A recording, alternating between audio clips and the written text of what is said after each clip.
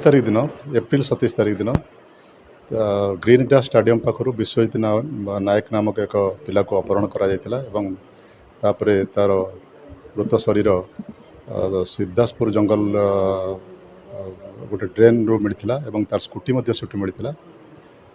से स्कूटी से अपहरण बाबद एक मामला रुजु होता मामला रुजु समय तदंत चालू रही तदंत चालू करुवा समय यह जना पड़ा यह एक हत्या मामला एवं से हत्या मामला तदंत समय आनंद नायक नामक जड़े संपृक्त व्यक्ति जहाँ को गत 2-3 दिन तले फरवर्ड करा कोर्ट को ताको गिरफ्त करागला गिरफ्त पर से समस्त घटना बाबद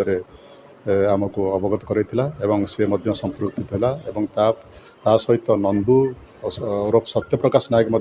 ये घटन संपृक्त थिला यह एक त्रिकोणीय प्रेम संपर्क को नहीं घटना घटी से तदंत समय से केस तदंत समय नंदू को गिरफ्त करा आज कोर्ट चालाण करा एपर्यंत 2 जन विषय आमको जना पड़ी जड़े गिरफ्त हो सारी आनंद नायक और द्वितीय व्यक्ति है नंदू नायक जदि अन्य माने कई संपृक्त रुहन जना पड़ो तेणु से भविष्य गिरफ्त करा